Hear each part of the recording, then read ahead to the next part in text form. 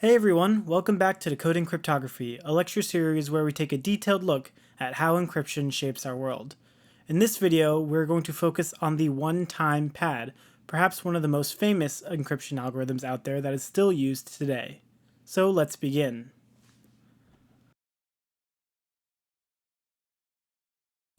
In a previous video, we set up a framework using Alice, Bob, and Eve to understand how encryption algorithms are designed, which starts with Alice wanting to send a message M, which she sends through an encryption algorithm labeled ENC that goes across the channel to a decryption algorithm at Bob's end, who then receives finally the message M as a result. We also discussed how, in order for this encryption algorithm to be successful, Alice and Bob need to have some sort of pre-shared key that they both know and that's unknown to Eve, the listener, or eavesdropper in this case. So when Eve listens in on the channel, all she gets is the ciphertext C and not the key K or the message M.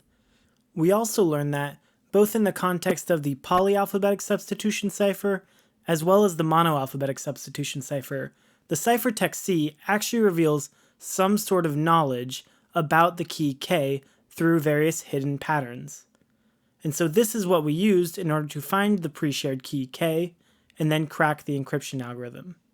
So this begs the question, what would happen if the shared key was actually the same length as the message being sent between Alice and Bob? Thinking about this question is actually a good starting point for understanding what makes the one-time pad so secure. So on today's agenda, we're going to talk about the following subjects. First, I'll cover briefly the idea of information theoretic security, which is this idea that Eve, given unlimited computing power, still cannot surmise anything about the original message M given ciphertext C. We'll look at some of the fundamentals of one-time pad and what makes it so secure, and also the assumptions necessary for creating a one-time pad. They will also go through two examples, first using letters, and then using binary digits, 0 and 1, also known as bits. Finally, we'll prove that the one-time pad encryption algorithm is actually information theoretically secure. So, let's begin. Information theoretic security is the following idea. Assuming Eve has boundless computational power, can she find something out about M given the ciphertext C? For example, in the case of the Vigenère cipher, Eve could have just brute forced her way through every single possible key word in order to determine the one that fit the message and decrypted the ciphertext. Since this was the case, this means that the Vigenère cipher could not be information theoretically secure, because knowing C in that case does help determine M. However, what we're saying here is that knowing C will not help Eve determine the message at all. Stated another way, the mutual information between M and C is 0, and what we'll see today is that the one-time pad is information theoretically secure. So, let's start by discussing the four properties of the one-time pad. First, the key is generated using a random or pseudo-random method, and we allow the condition of pseudo-randomness because it will still be a patternless key. In practice, it is very difficult to generate true randomness, so this is why we relax this condition. The second property is that the length of the key has to be greater than or equal to the length of the message. And the reason we have this is because we do not want the key repeating at all. The third property is that the key K is never used more than once. Similar to number 2, we do not want K being repeated at all because that generates patterns. And then finally, it's almost taken for granted, but we need to state that the key K is kept hidden from Eve at all times. So let's go through an example using letters. Just as a recap, we have Alice sending a message M to the one-time pad algorithm using the randomly generated key K. It travels through the channel as a ciphertext C, where it's decrypted using the same key K, and then is received at Bob as M. What Eve sees is the ciphertext C. Suppose Alice wants to send the following message. this is my secret. And suppose she randomly generates a key k of the same length as the message m. Just as a reminder, this can be both random or pseudo-random. As a result, and I'm just going to use the Vigenère cipher to shift the letters here, what you get is the following ciphertext. ZOKTLA VYLEJFPV. If this ciphertext looks random to you, that's because it essentially is. So we can kind of see already that knowing the ciphertext will not help Eve determine the key or the message because it's so random. Now, if Eve tried to brute force this, what she'd find is that there's 26 to the 14 possible brute force combinations. But we want to prove information theoretic security. And so, even if Eve tried to brute force this, what she'd find is that there are plenty of perfectly valid 14-letter messages that might fit for the original message M. And so this is really where the power of the one-time pad comes in. Before we discuss how the one-time pad works on computers, we first need to introduce the concept of modular arithmetic. And modular arithmetic is fairly straightforward. You use it almost every single day when you try to tell the time. Simply put, with modular arithmetic, you have the same operators that you normally do, such as division and addition and multiplication. However, when the numbers reach a specified value, they actually wrap back around to the beginning. This concept is denoted by writing out mod q or %q, also known as modulo operator in computer science, at the end of the expression to note that it is a modular arithmetic example. So let's go through a couple examples. The first example, as we discussed before, is time. When you tell time on a clock, you're actually working in mod 12. The next example is actually the IPv4 address space, which, if you think about it, is really just mod 256 repeated 4 times. The next example, and a very common example, is the alphabet. So, under the Vigenère cipher, what we have actually is if A is represented by 0 and Z is represented by 25, then what you can get is S plus T equal to L, because S is 18, T is 19, which gives you 37 mod 26, whose remainder is 11. If you want to find out what some number would be in mod q, all you have to do is divide that number by q, see how many times it divides evenly, and then just take whatever the remainder is. And so, for example, 7 mod 2 would be equal to 1, because 7 divided by 2 will equal 3 with a remainder of 1. Now that we have an idea of what modular arithmetic is, we can discuss it in the context of computers, which speak binary. As a reminder, binary is essentially just base 2, where numbers are represented and strings are represented as zeros and ones on a computer circuit. And so modular 2 addition in binary is going to look like the following. Say I have a message M, which can be 0011, or message K, which can be 0101, and then finally, the resulting ciphertext, if I were to do modular addition here, would be 0 plus 0 is 0, 0 plus 1 is 1, 1 plus 0 is 1, and 1 plus 1 is 2, modular 2, which gives me 0. If you have a computer science background, I encourage you to pause the video here and tell me what this looks like. What we've just illustrated is actually the exclusive OR gate in computer science, which states that given one input and another input, if their values differ, then the resulting output is going to be 1. If they are the same, then the resulting output is 0. Put another way, you can view the exclusive OR gate as a Venn diagram between M and K, where the overlapping region is where they are the same, and the other regions are where they differ. And on the output, shaded in red, we have the answer true, or 1 if you think in Boolean logic. The way we express mod 2 addition, or the exclusive OR gate for that matter, when we write it out in formulas, is actually using this interesting symbol with a circle and a cross in between, as displayed on the computer screen. For example, if I wanted to have 1 plus 1, that would equal 0. We're now ready to take on the one-time pad as it relates to computers, using base 2 mod 2. So let's suppose we have a message M, and it's just a string of bits. Let's also suppose we have a randomly generated key of the same length, K, which is a string of bits as well. And now let's add these two together using the exclusive OR operator. Well, we have the resulting output is going to be the ciphertext C.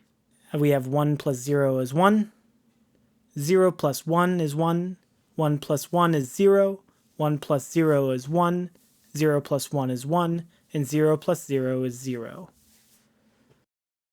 More generally, we can write this as C of I, where I is the position or the index for a bit in C, is equal to M of I and the message plus K of I in the key. So this is it. This is how you encrypt something in one-time pad. There's nothing more to it. Now, how would you decrypt this? I recommend that you pause the video here and think about how do you recover the message M? Well, it's pretty simple. All you have to do is exclusive OR again, using the ciphertext and the key. So in this case, C of I plus K of I is going to be equal to, if we write out C of I expanded, we have M of I plus K of I plus K of I. Using the property of associativity, which still holds in mod 2 addition, what we get is M of I plus parentheses K of I plus K of I. Think about what K of I plus K of I equals. Remember, we're working with the exclusive OR operator. Well, this is just going to be zeros, because a K of I at every single position is going to be equal to itself. And so what we're left with is M of I, the original message. Okay, now that we've seen how we can encrypt and decrypt using one-time pad, I want to prove that one-time pad is information theoretically secure, and I want to do it formally. So this is where it's going to get a little bit more heavy on the math notation, so just bear with me as we go through this. We've kind of already seen this intuitively as well, just as a refresher. So let's begin. We're going to start by defining a couple random variables that are going to be pivotal for us. The first is P of M, which is defined as Eve's prior probability to receiving C that the message is M. So this can be interpreted both as the probability that Eve correctly guesses the message M, or the probability that M is the message being sent by Alice. They will be the same thing.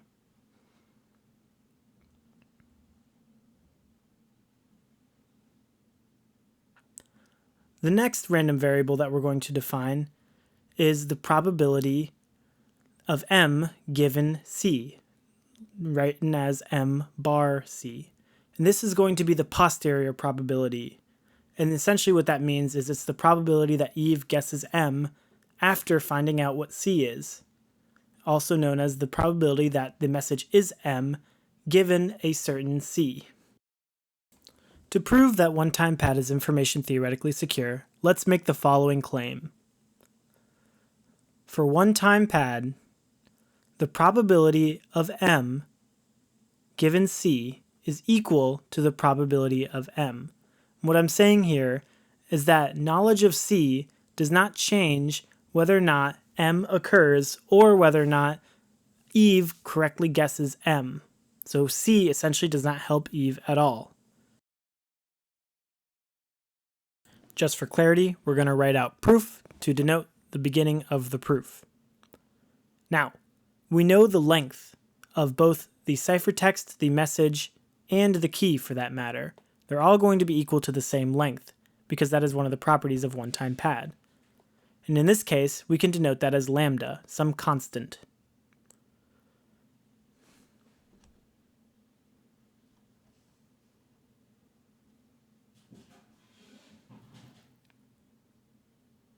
We also know what the probability is that the key is K. This is both in the case of Eve correctly guessing the key or just the key occurring. Think about it for a second.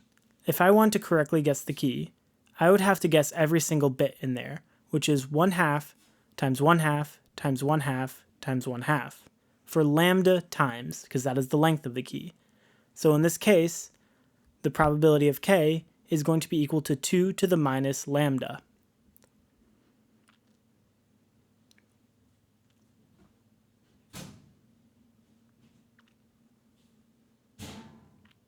Now we're going to do something a little bit more complicated. We're going to do what's called marginalizing the distribution of the random variable. And what this means is summing over all of the individual possible events for the distribution in question. For us, this is going to be the probability that the ciphertext is C, which can be expressed as P of C is equal to the sum over all possible messages of P of M, which is the occurrence of M, times P of C given M, which is the occurrence of the ciphertext given a certain message M. Now, I admit that in a practical security case, this final term doesn't make much sense. Why would Eve ever want to guess the ciphertext C if she already has access to the message M? But for the sake of the proof, let's flip the script and see if Eve can correctly guess the ciphertext C given an M. Now, what does this look like to you? Well, in order to get a ciphertext C given a message M, Eve has to have knowledge of the key K, because it is equal to C plus M. And so in this case, this term is really just equal to the probability of guessing K, or the probability of K occurring, which is 2 to the minus lambda, as discussed before. And so since this is a constant, we can take it out of the summation term, and now we have 2 to the minus lambda times the summation of M for all possible messages times P of M. And this is just a simple term, because if I'm summing over all possible messages, then it's going to have to be equal to 1. The probability of a message occurring over all possible messages is going to be equal to 1. And so what we're left with is 2 to the minus lambda. Now that we've done this, we are going to apply a rule called Bayes' rule. And this is a pretty common rule in statistics. It's used a lot for understanding the relationship between conditional probabilities and marginal probabilities. So, P of M given C, which is the message occurring given a ciphertext, can be written out as P of C given M times P of M divided by P of C. I just want to explain this real quick in terms of words. So a message occurring giving a certain ciphertext is going to be equal to the ciphertext occurring giving a message times the probability of that message occurring divided by the probability of that ciphertext occurring out of the blue. This might not make sense intuitively, so I'm going to post a link to the Wikipedia article about Bayes' rule that might actually help in case you want further reading about this subject. But for now, we're going to apply this to our proof to show why one-time pad is information theoretically secure. Now, do you see any terms here that can help simplify this expression? Well, P of C given M, we've already shown is 2 to the minus lambda, and P of C is also 2 to the minus lambda. So these two terms cancel out, and what we're left with is P of M. And what we've just shown is that P of M given C is going to be equal to P of M, or, stated in words, the probability that the message is M given a ciphertext C is going to be equal to the probability that the message is M before we have knowledge of ciphertext C. So we've just proved that one-time pad is information theoretically secure. So why don't we see it everywhere? Can you think of some reasons? Well, it's expensive to generate the key itself. True randomness, even pseudo-randomness, is incredibly expensive.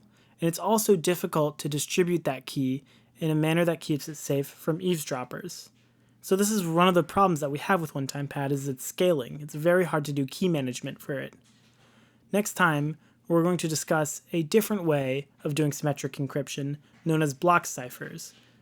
And we'll also take a look at the first standardized version of that method known as DES. Thank you so much for watching this video. Please share with anyone that you might think would find it interesting, and please leave any recommendations that you have for the ways I can improve this video. Until next time, my name is Nolan, and this is Decoding Cryptography.